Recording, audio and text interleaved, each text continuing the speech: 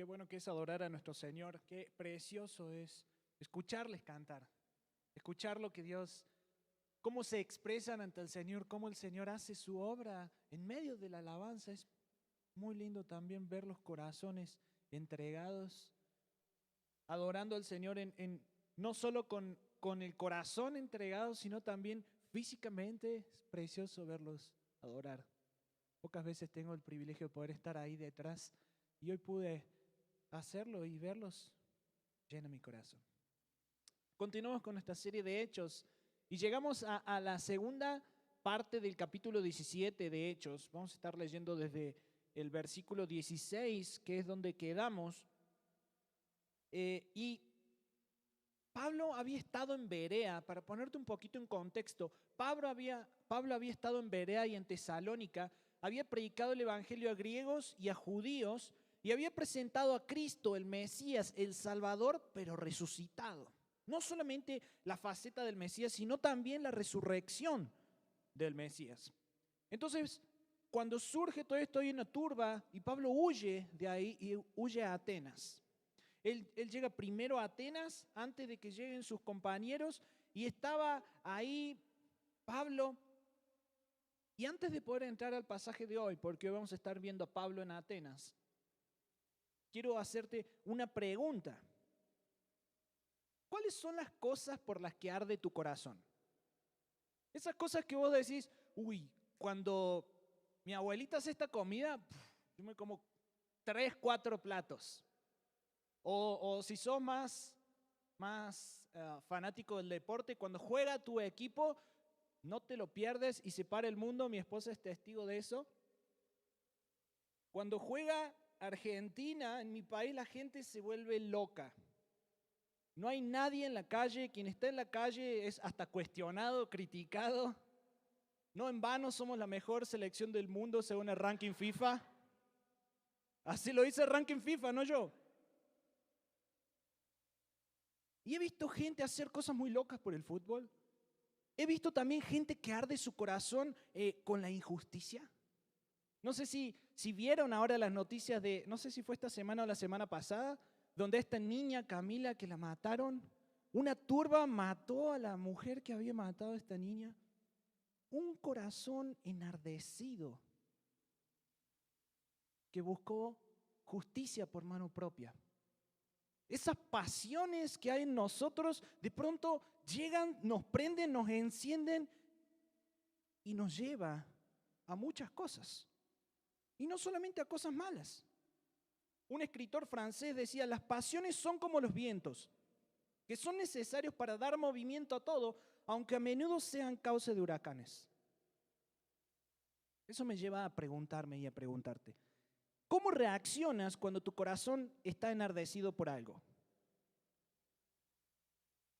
¿Cuáles son? ¿Hay dominio propio en ti cuando tu corazón está quemando, está ardiendo por algo?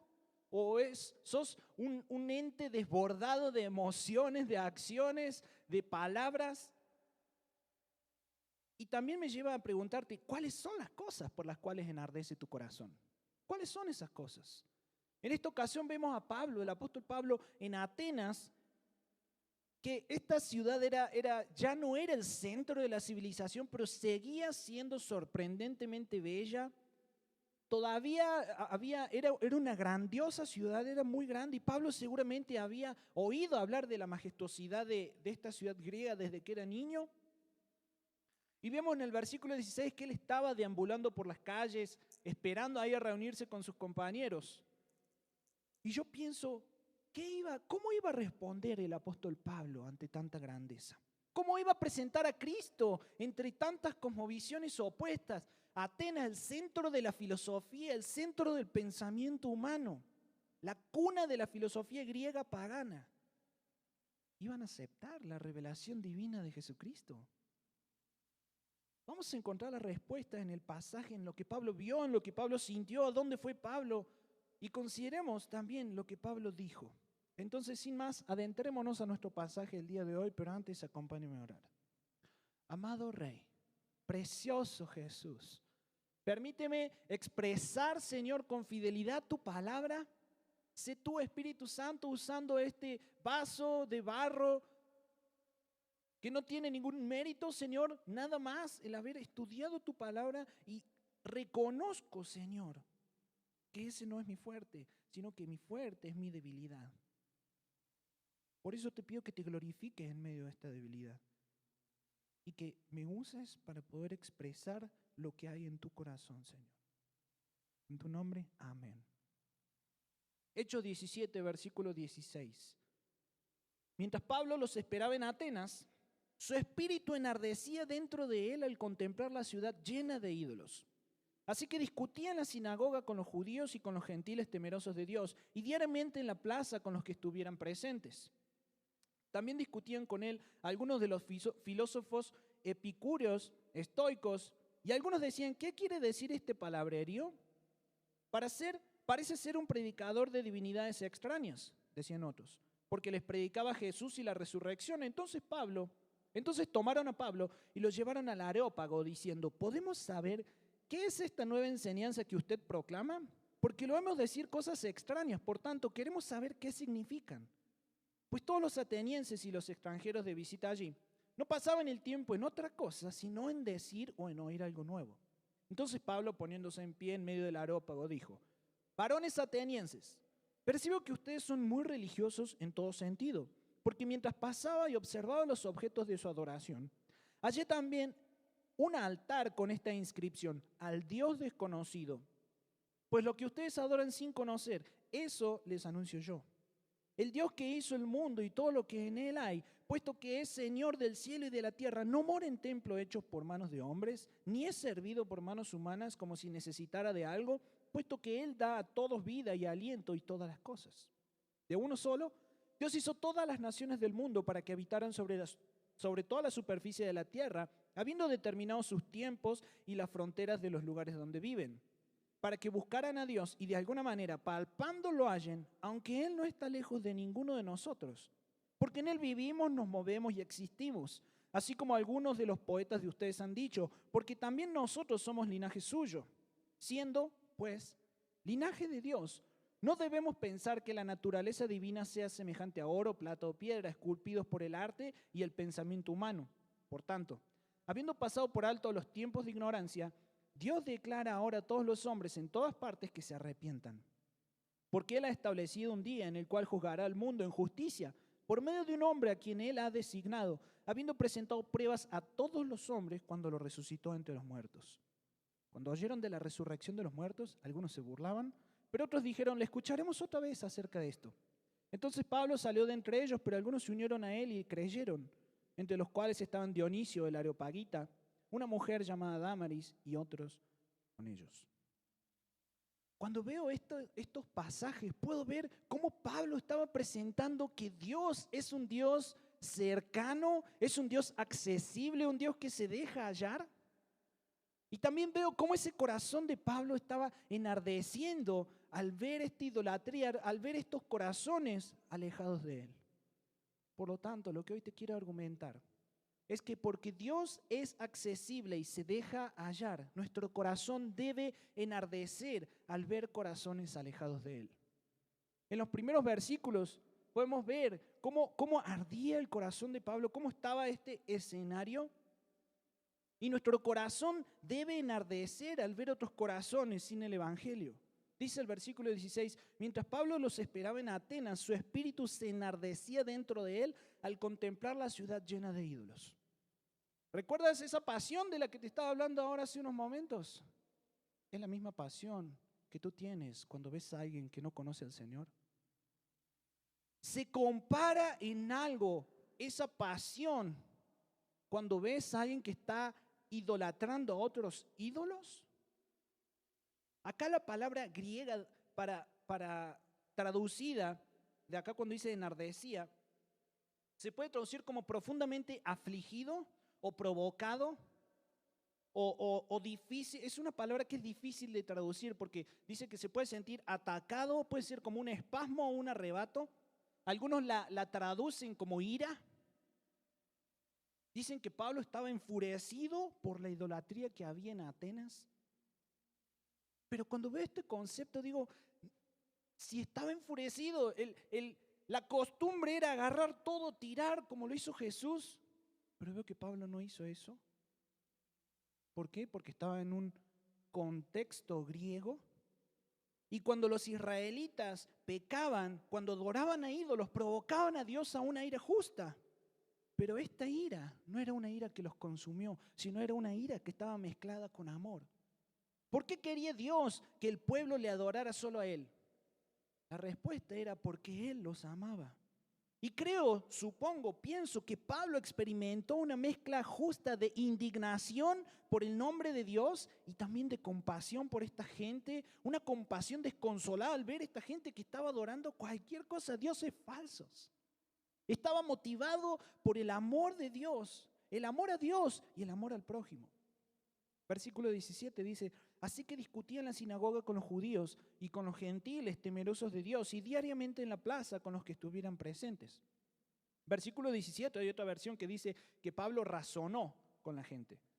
En lugar de permitir que estos pensamientos liberales los lleve a ellos a continuar pecando, Pablo tuvo la condescendencia de analizar, de hablar, de presentar el Evangelio de una manera que era tan radical, tan ad hoc para los griegos, que pudieron entenderlo. Entonces vos ves a Pablo en Berea y en Tesalónica predicando a Cristo resucitado, pero aquí no menciona ni una vez a Cristo directamente, porque dice que vamos a ser juzgados por medio del hombre el cual resucitó.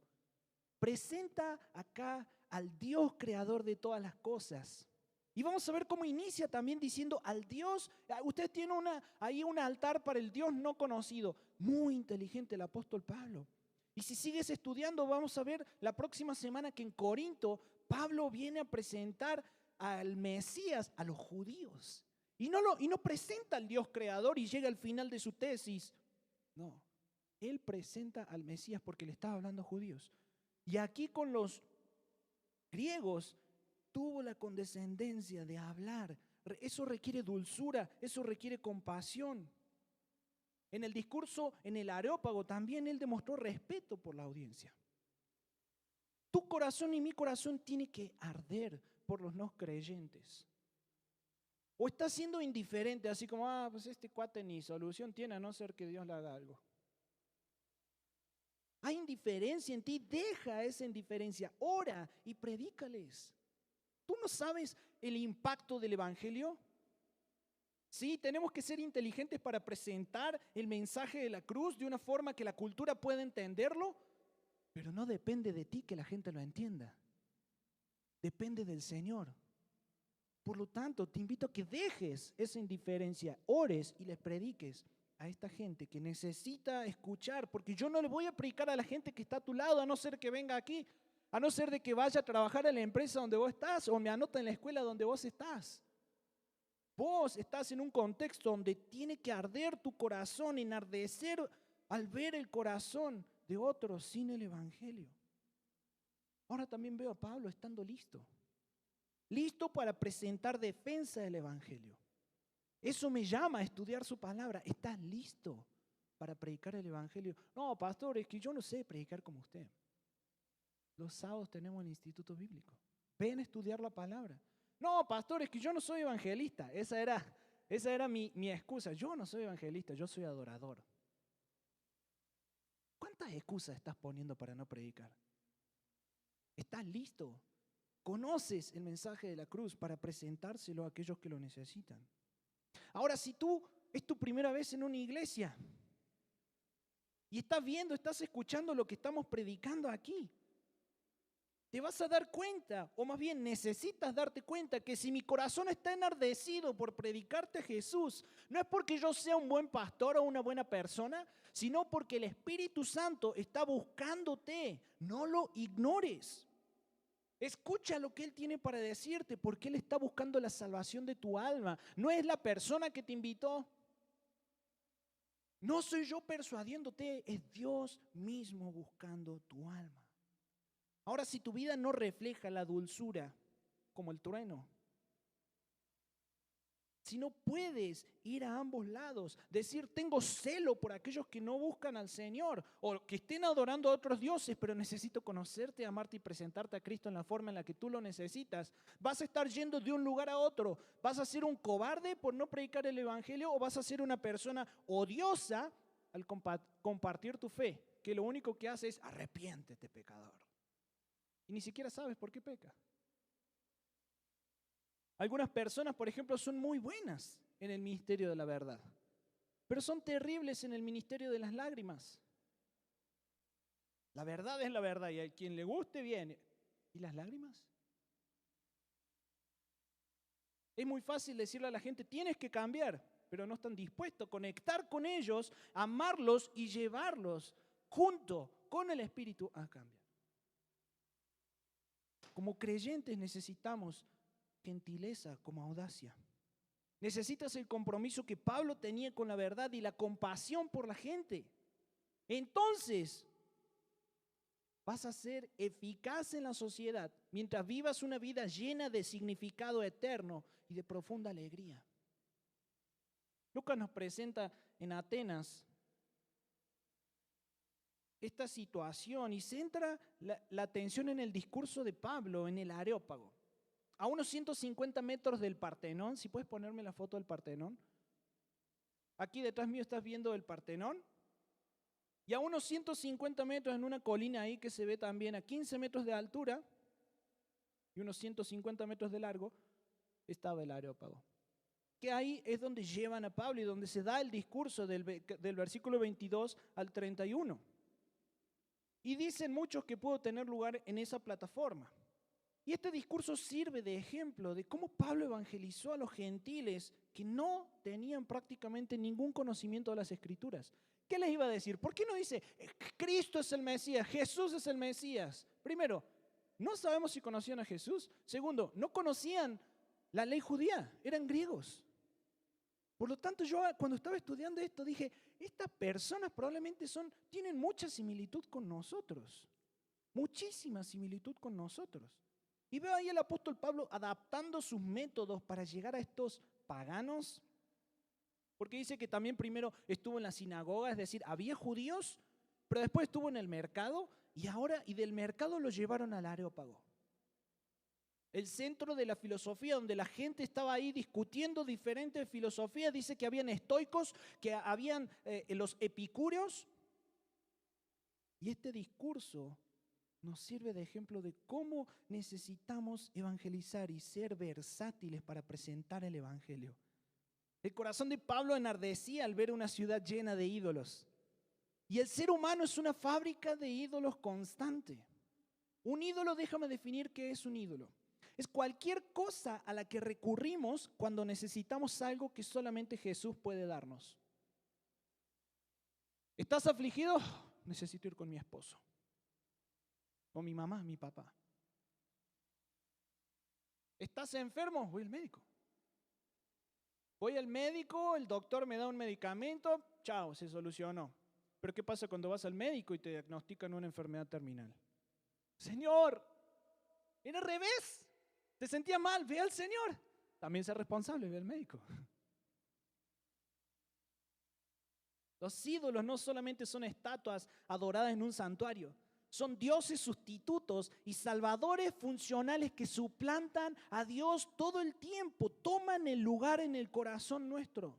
Los ídolos pueden adoptar la forma de la necesidad de aprobación, pueden tomar la forma del deseo del sexo, del poder, del dinero, de las cosas académicas.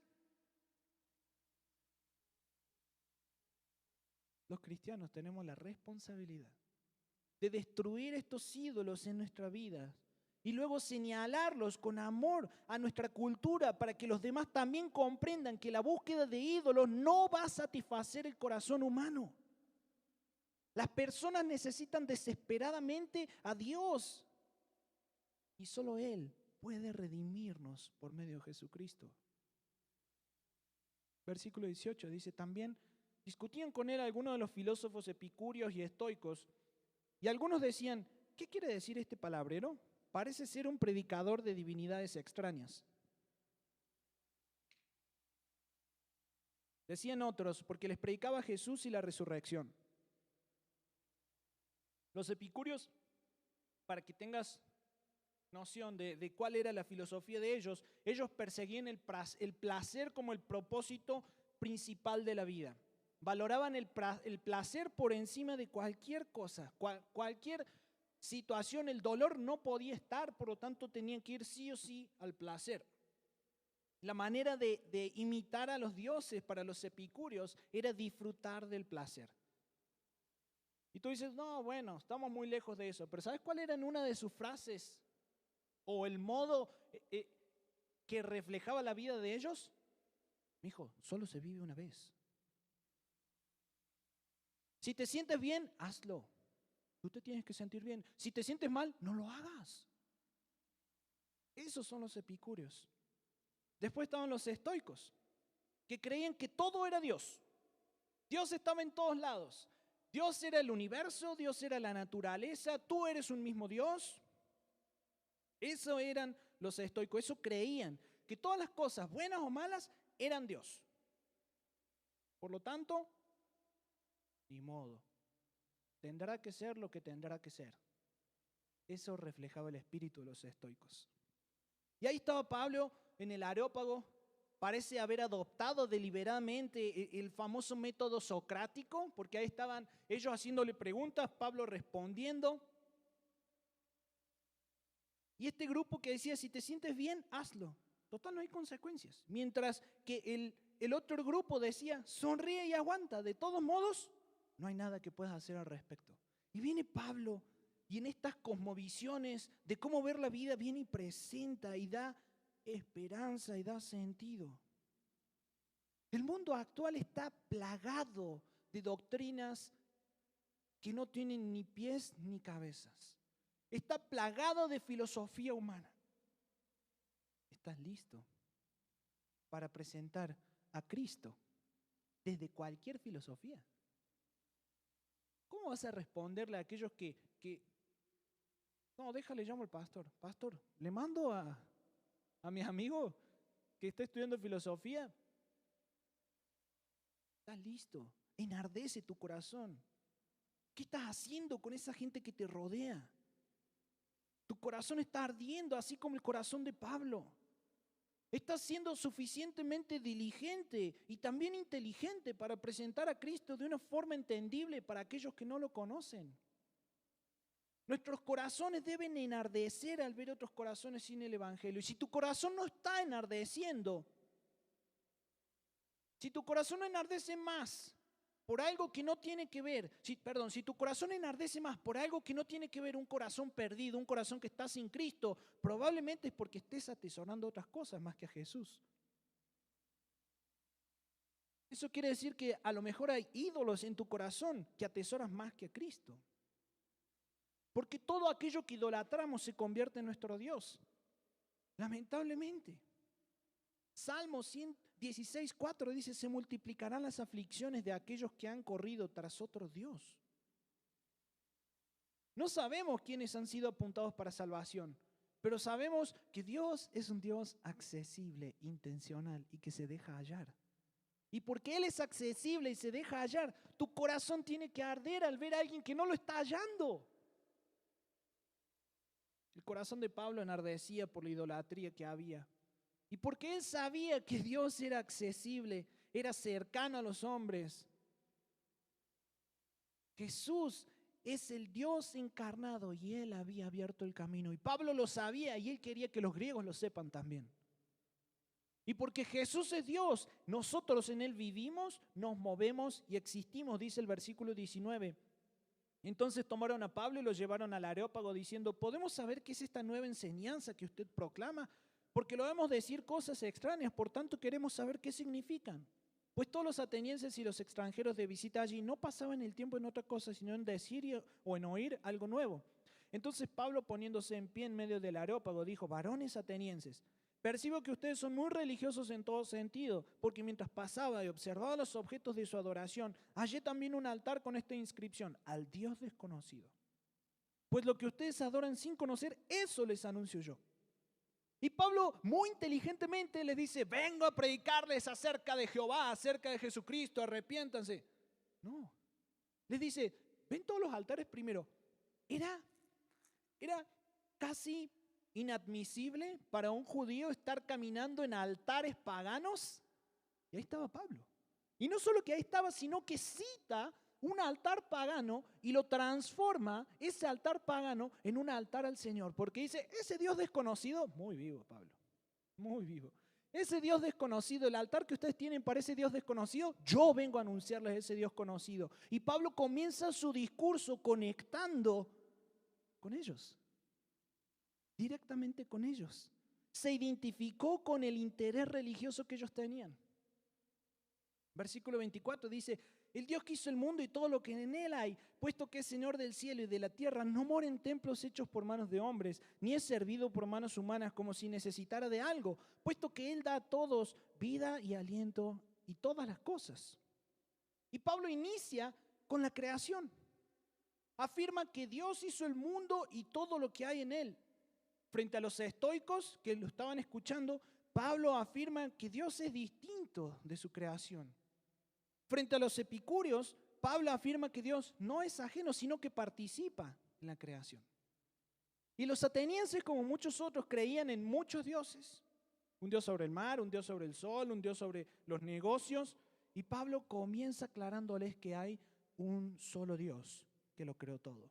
Versículo 26 continúa y dice, de uno solo Dios hizo todas las naciones del mundo para que habitaran sobre toda la superficie de la tierra, habiendo determinado sus tiempos y las fronteras de los lugares donde viven. Pablo dice que el Dios que creó el mundo sostiene el mundo. Si Jesús no mantuviera el mundo unido, todo se vendría abajo. Este Dios que es distinto de la creación, pero está íntimamente relacionado con ella, la sostiene minuto a minuto. Tu familia, tu matrimonio, tu esposa, tus hijos, tu trabajo, tu cuerpo está sostenido en Cristo. Minuto a minuto. Colosenses 1, 16, 17 dice, porque en Él fueron creadas todas las cosas, tanto en los cielos como en la tierra, visibles e invisibles, ya sean tronos, dominios, poderes o autoridades. Todo ha sido creado por medio de Él y para Él. Y Él es antes de todas las cosas. Y en Él todas las cosas subsisten, permanecen, se sostienen. Dios no necesita a las personas. Nosotros lo necesitamos a Él. Dios es totalmente independiente y nosotros somos totalmente dependientes. Dios no necesita oxígeno, Dios no necesita dormir, Dios no necesita comer. Él es autosuficiente y esa autosuficiencia a nosotros nos pone en nuestro lugar y nos recuerda que no somos Dios, pero que tenemos esperanza en Él. Si conocemos a Dios a través de Jesucristo, entonces tenemos todo lo que necesitamos. Moisés, cuando es llamado, se vio a sí mismo como insuficiente para la tarea, pero aprendió a confiar en el yo soy como el Dios suficiente para esa tarea. Aprender a echar tus insuficiencias sobre el Señor, sobre la suficiencia total de Dios, va a traer paz a tu alma. Y es tentador querer ocupar el lugar de Dios. Y probablemente dirás, no, pastor, ¿cómo yo voy a querer ser como Dios? Ajá. Y déjame preguntarte entonces, ¿cuando quieres tener el control de tus hijos? ¿Cuando quieres tener el control de tu salud y evitas comer cualquier cosa que tenga X ingrediente?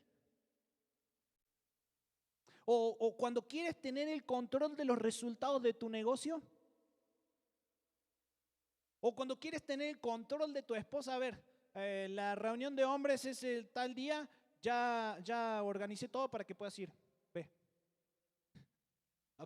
Y que Dios te arregle, ¿no?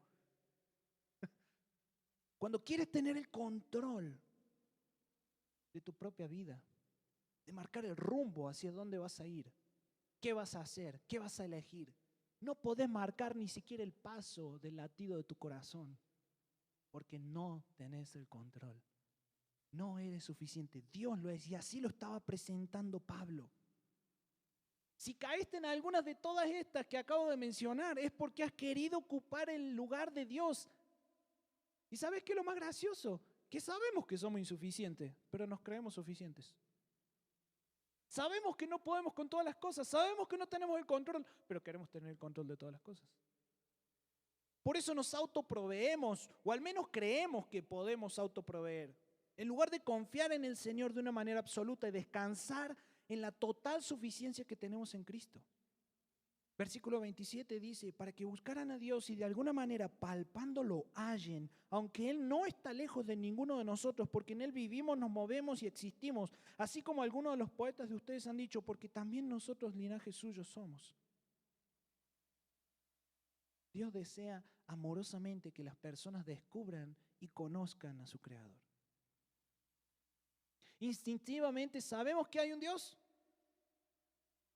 pero debido a los efectos del pecado estamos cegados a ese Dios. Necesitamos que la gracia divina abra nuestros ojos espirituales. Y eso es lo que Pablo le estaba diciendo. Ustedes saben que hay un Dios y están adorando cualquier cosa menos a Dios porque están cegados. Y necesitan la gracia divina para que sus ojos sean abiertos. Me encanta ver el intelecto del apóstol Pablo, porque llegamos al versículo 28 y en el versículo 28 él cita dos poetas que no es el Antiguo Testamento, no son profetas, él cita dos poetas paganos que por la gracia común de Dios pudieron entender la relación íntima entre Dios y el hombre. Primero cita a Epímenes de Creta, que escribió sobre la cercanía y el poder sustentador de Dios, y luego cita a Arato, que escribió sobre la creación del hombre a imagen de Dios. Y Pablo cita a estos dos poetas para describir la verdad sobre la naturaleza humana. Los seres humanos nos parecemos a nuestro Creador en muchos aspectos. Él no solo nos sostiene, sino que sus semejanzas se reflejan en nosotros. Nosotros somos hechuras suyas, semejantes a Dios, y tenemos semejanzas con Dios. Eso no significa que somos Dios, sino que podemos pensar, actuar, sentir, elegir, amar y obrar como Él.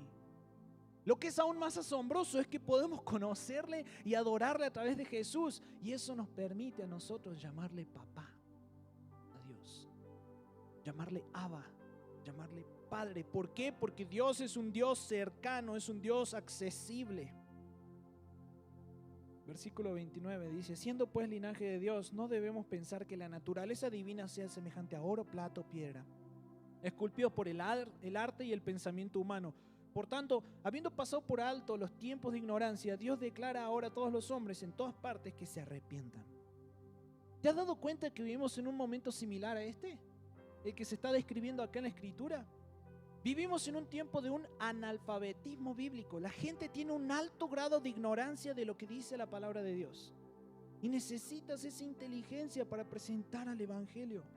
Decirle a alguien simplemente, Jesús te ama y murió por ti, así que hazle el Señor de tu vida y sé perdonado de tus pecados, resulta algo confuso, algo alienante para aquellos que no tienen ni idea que tienen un problema con el pecado.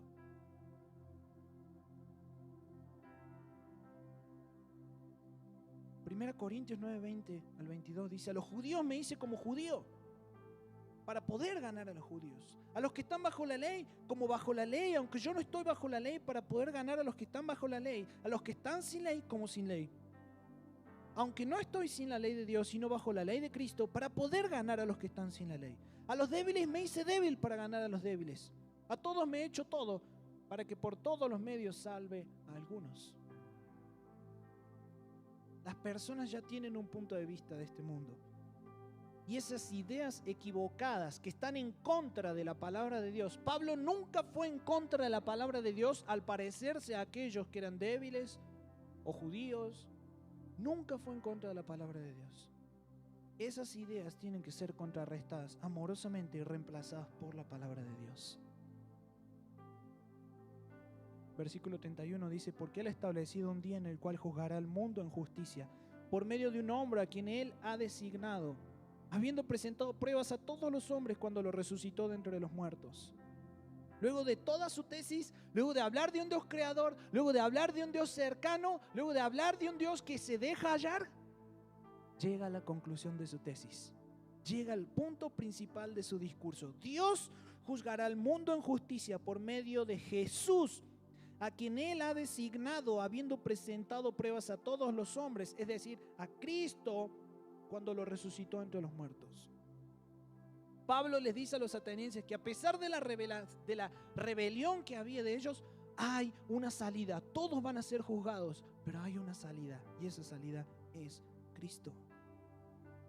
El llamado al arrepentimiento es claro y consistente. Todos están bajo la ira de Dios porque se han rebelado contra Él, pero si se apartan de sus pecados, vuelven al Salvador, a Jesucristo, sus pecados van a ser borrados y Él les dará vida.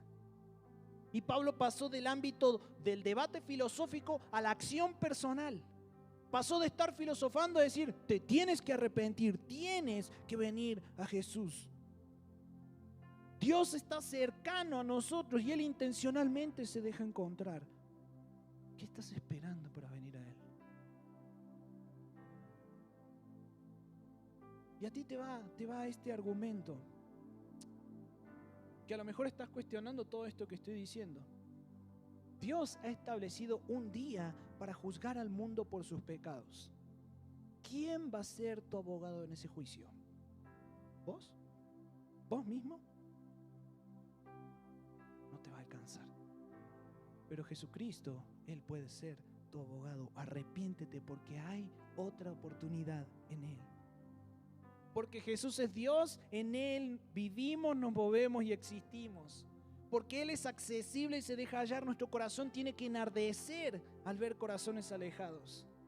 Jesús es quien da sentido a nuestra vida, Él es quien sostiene nuestra vida. Por lo tanto, nuestras acciones están influenciadas por el Espíritu Santo y nuestra existencia es gracias a su gracia. Por eso podemos ser fieles al predicar el Evangelio, al predicar a Cristo en donde sea y como sea. Sin importar los resultados, predicamos a Cristo resucitado porque nunca será en vano. Versículo 32 al 34 dice, cuando oyeron de la resurrección de los muertos, algunos se burlaban, pero otros dijeron, le escucharemos otra vez acerca de esto. Entonces Pablo salió de entre ellos, pero algunos se unieron a él y creyeron, entre los cuales estaban Dionisio el Areopagita, una mujer llamada Dámaris y otros con ellos. Pablo fue un testigo audaz. Obvio que se burlaron de él. La resurrección no era una idea popular entre los filósofos griegos. Ellos pensaban que sí, el alma tiene que resucitar.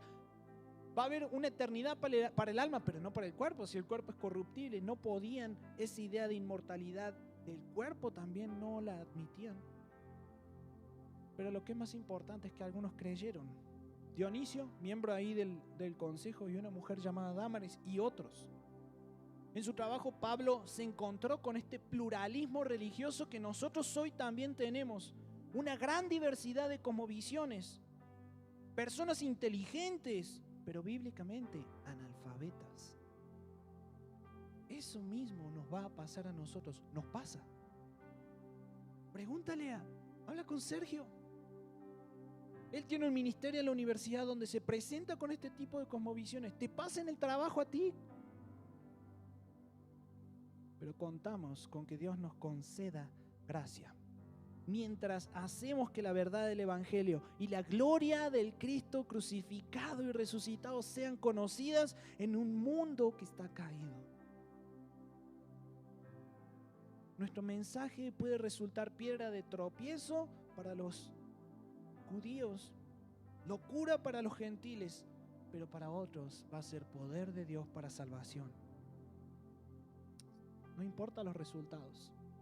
Predicamos a Cristo resucitado porque nunca es en vano. Sí, la palabra nunca vuelve vacía porque es Dios quien se encarga de cambiar el corazón. Y puede que a lo mejor estés desanimado hoy y te sientas que estoy haciendo esto en vano porque me maltratan, me hacen menos, me tildan de aleluya. ¿Para qué predico si siguen pensando lo mismo? Es peor. Es más, no piensan lo mismo, piensan peor de mí. Y te lo anticipo, Satanás va a venir a cuestionar, va a susurrar esos pensamientos para que te calles la boca. Pero no permitas que el mensaje sea entregado, porque el mensaje tiene que ver con la condición de quien lo recibe, no tiene que ver con la condición de aquel que lo entrega. Sé fiel al Señor. Sigue predicando el Evangelio. Quizás hoy estás ante este Dios no conocido y tienes dos opciones. ¿Te burlas, como lo hicieron algunos atenienses? ¿O reconsideras el mensaje de la cruz? ¿Qué vas a hacer? Cierra tus ojos. Mi Dios, mi amado, porque eres accesible, Señor, permite que nuestro corazón enardezca al ver la idolatría de la gente que no te está buscando a ti, está buscando cualquier cosa que no eres tú. Dioses falsos, Señor. Abre los ojos, Señor, de aquellos que creen que María es más que tú. Abre los ojos, Señor, de aquellos que tienen al trabajo como un ídolo. Abre los ojos, Señor, de aquellos que adoran a sus hijos por encima de ti. Adoran a sus esposos, esposas, su propia salud. Abre los ojos de aquellos que están abrazando esta vida y no están añorando la próxima vida cuando tú regreses. Permítenos, Señor. Quizás somos nosotros esos atenienses que estamos distraídos, llenos de ídolos.